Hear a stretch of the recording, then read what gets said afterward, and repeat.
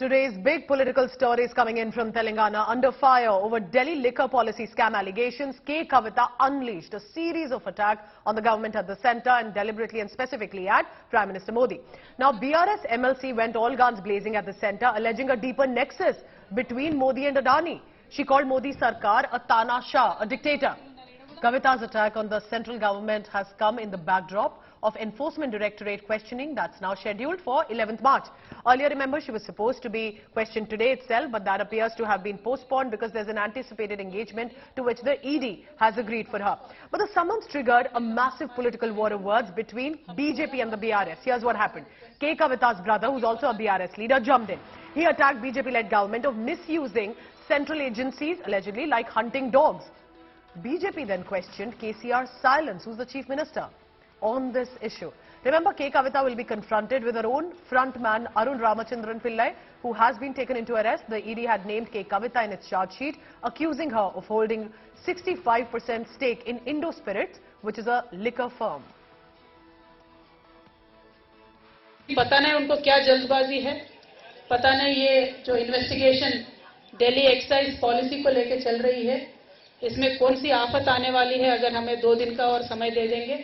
उन्होंने कहा नहीं आपको आना ही है। हमने कहा 10 मार्च को हमारा धरना है भाई, तो 11 को आ जाएंगे। From last August, in fact from last June, government of India has constantly been sending its agencies to Telangana. Now question is why? Because Telangana assembly polls are there in this November December. तो the modus operandi of BJP has been कि जहां भी election है वहां मोदी से पहले ED पहुंच जाता है। देखिए, फ्रेंडली उनके जितने भी पॉलिटिकल पार्टीज होते हैं उन पे कोई रेड नहीं होता है। फ्रेंडली उनके जितने भी बिजनेस हाउसेस है उन पे कोई रेड नहीं होता है। उन सबके लिए तो 7 खून माफ हो जाते हैं। अब अदानी जी ले लीजिए, बाकी बहुत लोग हैं, उन पे तो कुछ नहीं होता है। और आज तो इतना चर्चा है पूरे देश भर में कि देश में डबल इंजन सरकार चल रहा है। और ये 2 इंजन कौन है देश में?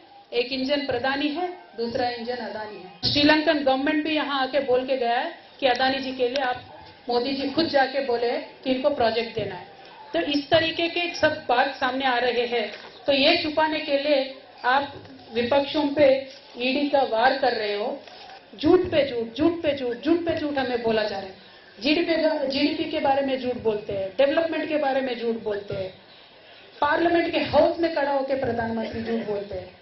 क्या ये पॉलिटिक्स है? ऐसा पॉलिटिक्स चाहिए? देखिए, जेल में रखने से कृष्ण भगवान का पैदा होने से किसी ने रोक नहीं पाया। अज्ञातवास में रह के अर्जुन का तो शूरता कभी कम नहीं हुआ। वनवास में जाने के बाद भगवान श्री राम और भी स्ट्रांग हो गए, लोक कल्याण के लिए ही काम कर रहे थे। तो जब जब इस दुनिया में किसी को लगता है कि हम भगवान से पावरफुल है, हम इंसान नहीं है, हम सब कुछ कंट्रोल कर सकते हैं, सारे एजेंसीज को कंट्रोल कर सकते हैं, तब एक प्रिंसिपल ऑफ नेचुरल जस्टिस करके कुछ रहता है, प्राकृतिक न्याय, जरूर वो आगे आएगा। कल को बीजेपी के सरकार जिस तरह से तानाशाही कर रही है इस देश के साथ, पक्का वो न्याय आगे आएगा। देखिए, आज ईडी के डायरेक्टर है, उनको एक्सटेंशन पे एक्सटेंशन मिलता है। सेबी के डायरेक्टर है, उनको एक्सटेंशन मिलता है। एसबीआई के डायरेक्टर है, उनको एक्सटेंशन मिलता है रिटायर होने के बाद। एलआईसी के डायरेक्टर है, उनको एक्सटेंशन मिलता है। क्यों मिल रहा है इनको? क्योंकि जहां ये बोलेंगे वहां वो जनता की पैसा निवेश करेंगे और बाकी ये जो एजेंसीज है वो जहां बोलेंगे वहां जाके काम करेंगे। हमारे खुद के पार्टी में मिनिमम 15-16 लोगों को, एमएलएस को, एमपीस को, मिनिस्टर्स को टारगेट करके अलग अलग केसेस में बुलाने का काम कर रहे हैं। तो इसीलिए उनका अभी एफर्ट ये है कि किसी भी तरीके से ईडी डाल दो, धमका दो, डरा दो। लेकिन हम भी मोदी जी से और भारतीय जनता पार्टी से और पूरे देश की जनता से बता दें कि हम डरने वालों से नहीं है। See, today we put up a protest for Mahila bill. They'll call me to ED. So every paper is writing only about Kavita attending ED, but not Kavita doing dharna for a woman bill. So tomorrow they'll increase the price of the cylinder, but then they'll call some other leader to ED. So cylinder hike price will not be there, issue will not be there. Some other leader going to the ED will be there. Some Adani issue comes, they'll call some other neta to ED. So the diversion tactics of Bharatiya Janata party is what needs to be exposed today. मैं इतना ही पूछना चाहती हूँ मोदी जी से, आपके failures को छुपाने के लिए आप जिन जिन राज्यों में इलेक्शन चल रहा है उन राज्यों में आप जाके ये सारे केसेस डाल रहे हो और हम जरूर इनको फेस करेंगे। देखिए, फ्रेंडली उनके जितने भी पॉलिटिकल पार्टीज होते हैं उन पे कोई रेड नहीं होता है। फ्रेंडली उनके जितने भी बिजनेस हाउसेस है उन पे कोई रेड नहीं होता है। उन सबके लिए तो 7 गुण माफ हो जाते हैं। अब अदानी जी ले लीजिए, बाकी बहुत लोग हैं, उन पे तो कुछ नहीं होता है। और आज तो इतना चर्चा है पूरे देश भर में कि देश में डबल इंजन सरकार चल रहा है। और ये 2 इंजन कौन है देश में?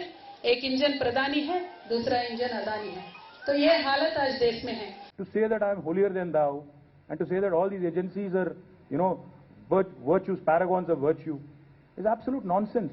They are tools in the hands of Mr. Modi. कठपुतलियां हैं। जो भी कोशिश आप कर रहे हो डिमोरलाइज करने की ऑपोजिशन पार्टीज को या हमको, we'll face it. But will they have the guts? Do they have the guts? BL Santosh, can he come and face inquiry here? Does Modi have the guts to actually come forward and say Gautam Adani is not his proxy? So let people decide that. Adani siphons money by way of Modi's propaganda, gets that money in the form of electoral bonds and other funds, transfers it to BJP, and BJP then uses the same money to purchase MLAs, to dethrone governments, democratically elected governments, to split parties, and then if that doesn't work, they'll set all these agencies like hunting dogs against opposition parties to demoralize us, to ensure that political vendetta is carried. They are using ED as a tool to harass other opposition parties. Even more strangers, even before ED sends summons, the entire local BJP will start speaking. Pampichestamu, rape sammanlu vastayi, ellundi sammanlu vastayi. So is it not a fact that ED, IT and CBI are extended arms of Narendra Modi? తప్పకుండా కవిత గారైనా ఎవరైనా కూడా అవినీతి పరులైతే వాళ్ళకుండే తప్పు చేయలేనప్పుడు కోర్టును ఆశ్రయించాలి, వాళ్ళు న్యాయం నిరూపించుకోవాలి, వాళ్ళు తప్పు చేయని విషయం నిరూపించుకోవాలి. అవినీతి విషయంలో నరేంద్ర మోడీ ప్రభుత్వం చాలా సీరియస్ ఉన్నది. ఇది భారతీయ జనతా పార్టీకి సంబంధం లేదు. మరి ఇంతవరకు కేసీఆర్ గారు వాళ్ళ బిడ్డ మీద వచ్చిన ఆరోపణలు ఎందుకు ఖండించలే? సమర్థిస్తలేడు, ఖండిస్తలేడు. కేసీఆర్ కొడుకు అన్నిట్లో స్పందిస్తాడు, అన్నిట్లో మురుగుతాడు, అన్నిట్లో వాగుతాడు. మరి ఆయన ఇంతవరకు ఖండించలేదు, స్పందించలే. ఇది వాస్తవం, ఫ్యాక్ట్, ఇది నిజమా? ఒక్కటి ఏంటంటే కేసీఆర్ ఫ్యామిలీకి ఒక ఫ్యాషన్ గా మారింది. వాళ్ళ కుటుంబానికి ఏ ఇబ్బంది వచ్చినా తెలంగాణ సమాజం అంటారు. వాళ్ళకి వాళ్ళ కుటుంబానికి ఏ కష్టం వస్తే తెలంగాణ సమాజం అంటారు. వాళ్ళ కవితకి అదే అంటున్నది, తెలంగాణ సమాజం తల దించదు. Srimati Kavita is a kingpin as far as the some confessions made by co-accusers there, the revelations by the witnesses and the accused persons in the liquor scam shows that KCR's daughter's involvement. Therefore, the ED and the CBI have to take the investigation in a legal process and take steps according to the legal process. And the next legal process is a notice to her, which is a process in the law.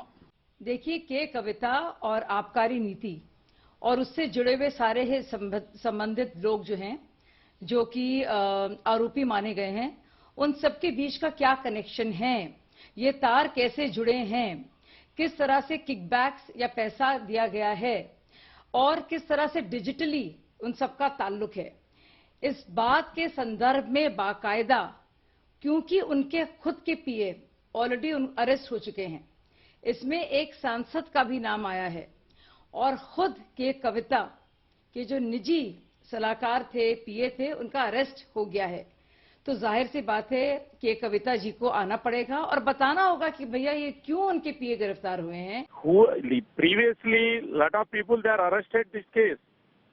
Why KTR they are not commenting that issue? Why KCR not commenting that issue? Who is Ramchandran Pillai? What is the relation between Ramchandran Pillai and KTR's sister MLC Kavita? Why they are blaming that national agencies?